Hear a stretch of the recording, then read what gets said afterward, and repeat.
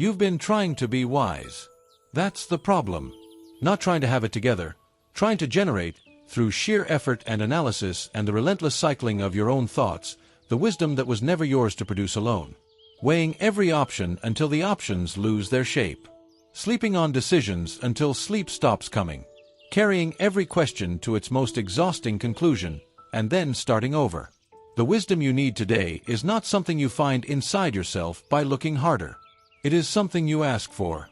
Say, there is something here you were never meant to generate. Only receive. There is an exhaustion that only comes from being responsible for knowing what you don't know. Not the exhaustion of hard work. Work has a rhythm, a measurable output, an endpoint you can see. This is the exhaustion of discernment. Of being the one who has to figure it out. Not just what to do, but what is right. What the long view says about the immediate choice.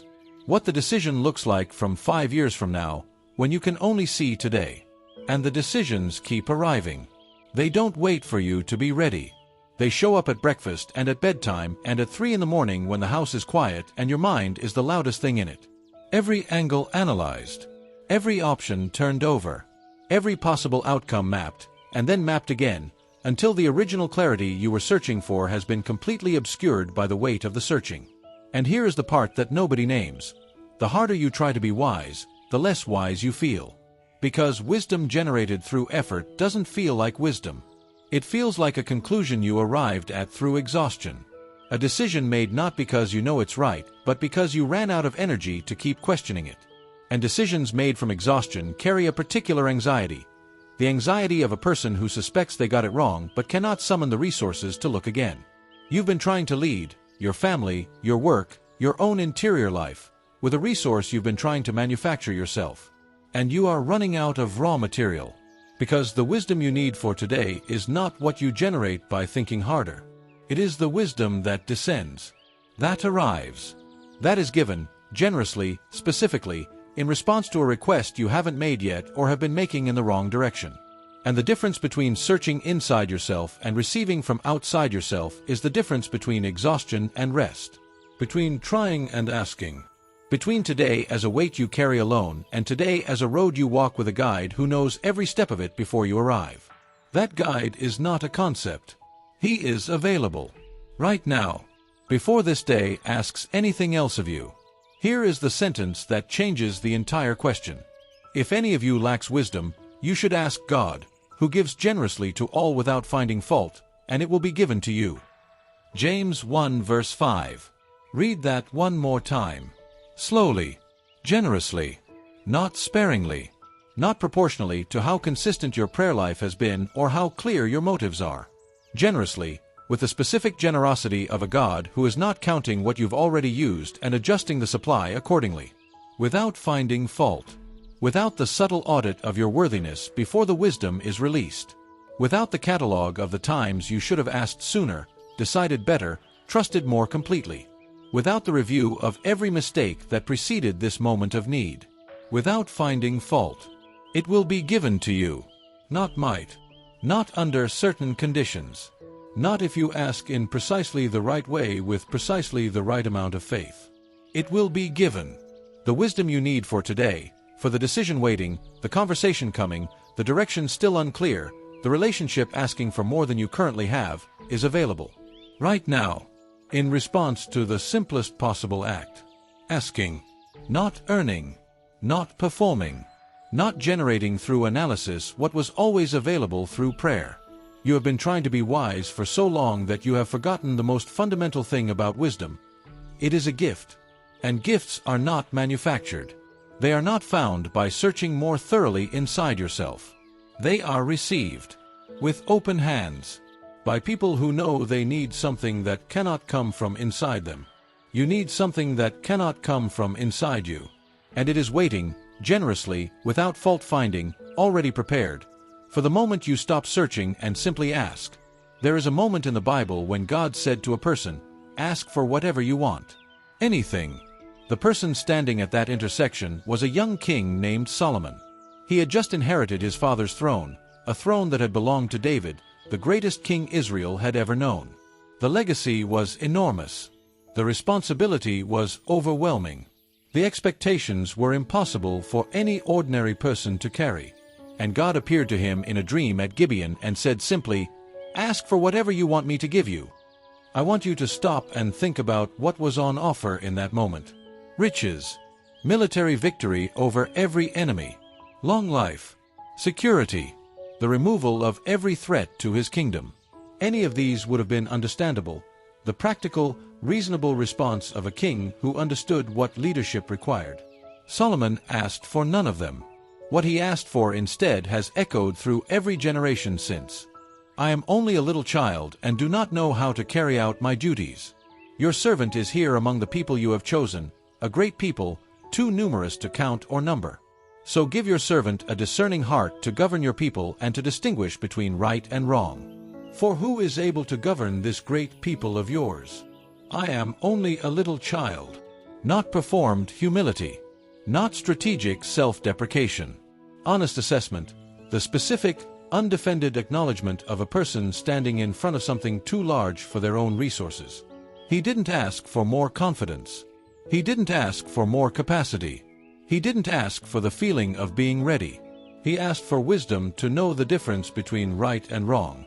And the text records something extraordinary about God's response. The Lord was pleased that Solomon had asked for this. Pleased, not just willing to give. Moved by the honesty of the asking. By the refusal to ask for the impressive things and the willingness to ask for the necessary one. And God gave him wisdom, and wealth, and honor, and long life, and everything he hadn't asked for, because the asking of the right thing unlocks everything that accompanies it. Now, here is where the story moves into your morning. Centuries later, Jesus looked at a crowd and said something that should stop you completely. Something greater than Solomon is here. Greater than the wisest person in recorded history. Greater than the wisdom that came down in a dream at Gibeon. Greater than the discernment that allowed one man to govern a nation. Greater, which means the wisdom available to you, through the one who is greater than Solomon, exceeds what Solomon received in that dream. You don't have to imagine what it feels like to be young and overwhelmed and responsible for something too large for your own resources. You already know exactly what it is to face a day that asks for more wisdom than you currently carry. Solomon named his inadequacy before he asked. And God called that exactly the right thing. Here is what trying to generate wisdom on your own does over time that nobody puts into words. It slowly replaces trust with strategy. Every time you rely on your own analysis to navigate a decision, even when the analysis produces good outcomes, something is quietly being reinforced. That the resource you need is inside you.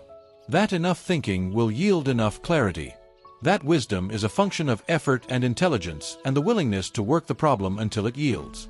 And over time, prayer about decisions becomes a formality. Something you do after the real work is done. A confirmation sought once you've already arrived at the conclusion. A blessing requested for a decision that was really made by your own reasoning. And God is not a rubber stamp. Solomon's prayer was not a request for God to bless the wisdom Solomon had already gathered. It was the admission that the wisdom didn't exist yet, that he was standing in front of a task for which he had no sufficient resource, and the direct, undefended asking for something that could only come from outside himself. That is the prayer that moves mountains. Not the confident prayer of someone who already knows and is asking for confirmation. The honest prayer of someone who genuinely doesn't know and is asking for the thing itself. You are allowed to genuinely not know today. You are allowed to arrive at the prayer empty of the answer, dependent on something being given that you cannot generate, in need of a wisdom that is greater than anything Solomon received. And you are allowed to ask, without pretending you've done your part first, without performing certainty you don't have. Just asking. That has always been enough. Let's slow down. Not to think more carefully, you've been doing that. Not to analyze from a different angle, you've tried all the angles. Just to stop the generating and practice the receiving. Begin with your breath. Inhale, and notice, you did not manufacture this breath. It arrived from somewhere outside your effort. Without your analysis, your strategy, your attempt to be wiser than you are. Something is still being given to you. Exhale, and let the exhale carry the trying. The effort to be wise. The analysis that has been running since before you opened your eyes. Let it go on the exhale, not permanently, just for this breath. And notice the space that opens when the effort lifts. That space is where wisdom enters. Now, name the specific thing. The decision that is waiting. The situation that needs more than you have. Don't analyze it.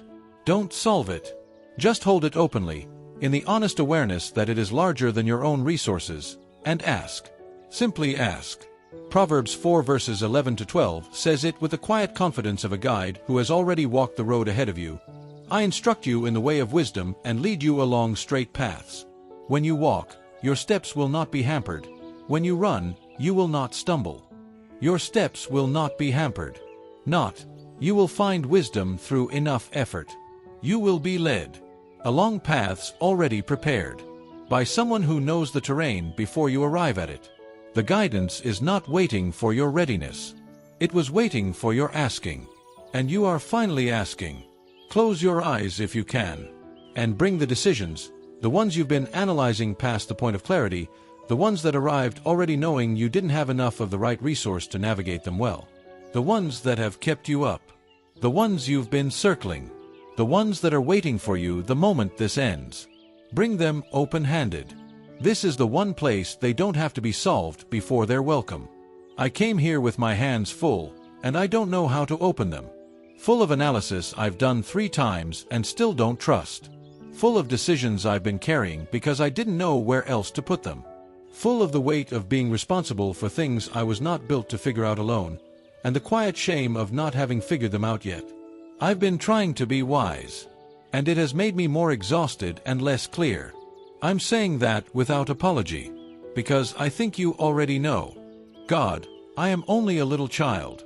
Not literally, but in the way Solomon meant it, in the way of a person standing in front of something too large for their own resources, genuinely aware of the gap between what is being asked of them and what they currently carry.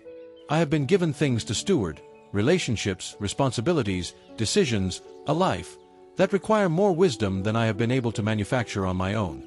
I have been trying to generate it. I am asking for it instead. Give me what Solomon asked for. Not success. Not the removal of every difficult thing. Not the feeling of being ready when I'm not. A discerning heart. The wisdom to tell the difference between right and wrong when the difference is not obvious. The clarity that comes not from thinking harder but from being led. The something greater than Solomon that is available to me through you, not in a dream at Gibeon, but here, in this ordinary morning, in this specific need. I need your wisdom in the conversation I've been dreading, in the decision I've been circling for weeks without landing, in the relationship that is asking for more than I know how to give, in the version of this day that is about to begin and is already asking things of me I don't have answers for. Move through today in ways I would never have arrived at on my own. Be the greater wisdom in me. And yet, I am here, asking, which means something in me has finally stopped trying to generate what was always a gift. Something has opened, even slightly, even with hands that are still learning how to unclench, in a way that hands full of effort could not. Maybe that opening is the whole prayer. Maybe the asking is the wisdom beginning. Walk with me through today. In each decision that needs a perspective longer than mine. In each word I speak that could go better or worse depending on something I cannot calculate from inside my own understanding. Guide my steps, not the ones I've planned. Yours. Amen. You came here trying, and the trying, exhausted, honest, finally running out of raw material, brought you to the only place it could lead. The place where generating stops and receiving begins. The place where the effort of wisdom gives way to the asking for it. That is not a small distance to travel. Solomon arrived at Gibeon having tried everything a new king could try. And in the middle of that, overwhelmed, honest, standing in front of something too large for his own resources, he named his inadequacy before asking. And God called that exactly the right thing. The wisdom you asked for today will not arrive as a feeling of sudden clarity.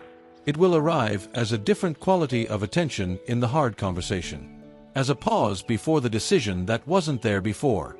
As a word that comes out better than what you had planned. As the awareness, afterward, that something moved through the day that was not entirely your own doing. That is how received wisdom works. It doesn't announce itself. It operates. Come back tomorrow. Not with more questions, just with the same asking. The daily, unglamorous, deeply faithful act of arriving at the beginning of the day with open hands rather than full ones. And if someone you know is exhausted from trying to figure it out alone, send this. No explanation needed. Just, the wisdom you need was never yours to generate. Here. Sometimes that is all it takes. One person handing another the permission to stop trying and simply ask. The wisdom you asked for today was not withheld from you yesterday. It was being prepared in everything you've already been through. You were receiving the answer before you knew the question.